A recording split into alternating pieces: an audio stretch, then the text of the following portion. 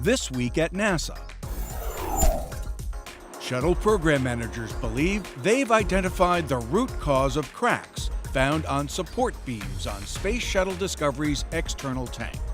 Modifications will be made to these beams, called stringers, to offset material and assembly stresses discovered through extensive testing and analysis conducted at the Marshall Space Flight Center. This was originally a 90-day mission, or 3 months, and here we are some 7 years later, and we're still exploring. This month, the twin rovers, Spirit and Opportunity, are completing their 7th year on Mars. While Spirit remains immobile and in a slumber following the harsh Martian winter, Opportunity rolls on, investigating rocks on the lip of a football field-sized crater. These images, taken by the Mars Reconnaissance Orbiter's high-resolution imaging science experiment, the HiRISE camera, show Opportunity perched on the western edge of the Santa Maria crater. The rover is slated to explore Santa Maria over the next several weeks. Scientists hope that, as the Martian landscape warms up, Spirit may rouse itself and begin to communicate again.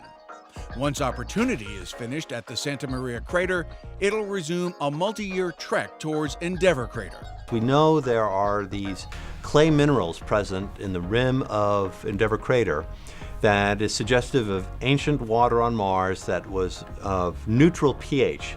Neutral water is what astrobiologists assess that life started in, and so the fact that there is evidence of ancient neutral water on Mars is very exciting for the biopotential of the planet. Good morning, Falcons.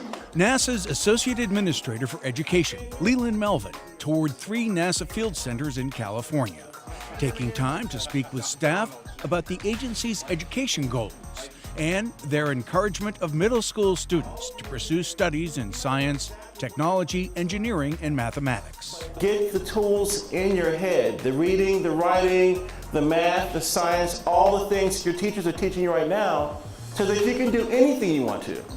Anything you put your mind to, you can do.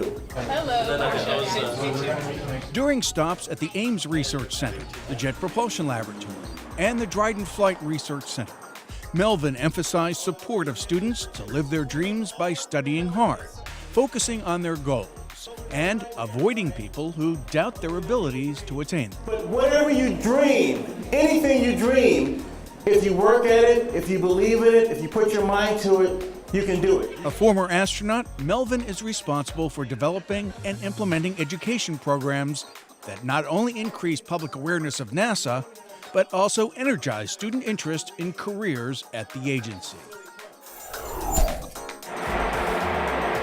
It could be every child's dream to have one, but this 60 by 20 foot sandbox at the Glenn Research Center is not for play. Instead, the slope, for simulated lunar operations facility, provides researchers from NASA and the Canadian Space Agency with moon-like soil to test ways to harvest resources on the surface of the moon and other planets.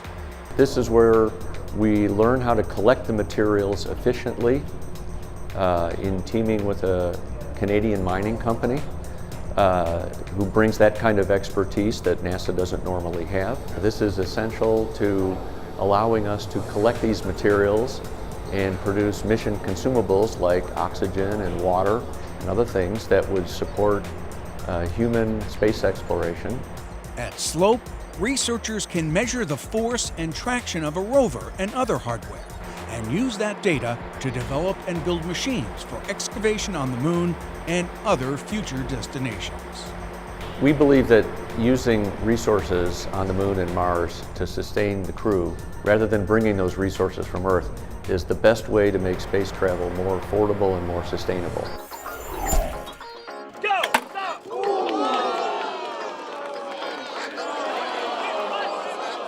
Middle and high schoolers from Southern California literally elevated ping pong to new heights as they competed in the 13th annual Invention Challenge, hosted by the Jet Propulsion Laboratory.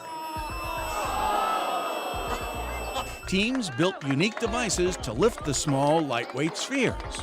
No paddles required. 2, 1, go! Stop!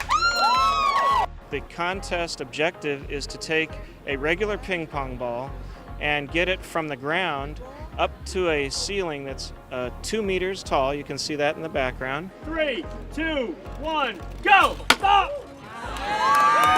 Each device had to start with a single operation, such as cutting a string or throwing a switch. Go! Stop! Secure energy sources and only non-toxic and safe materials were used. 12 teams of JPL engineers and scientists also competed against the clock. We're from Crescent Valley High School. This is Bullet Billy. We're basically a modified arrow, and the ball goes in there. Our participation went from like 1 student team to 2 student teams to 30, and this year we had 59 Go! Stop!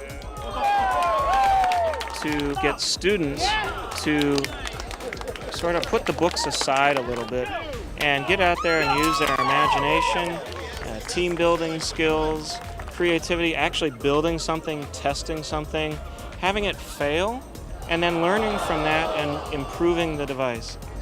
It's basically turning all these students into young engineers at an early age. That's really what it's all about. Although requirements vary from year to year, the annual Invention Challenge is always fiercely competed with the same results. Students learn that math, science, and engineering can be fun.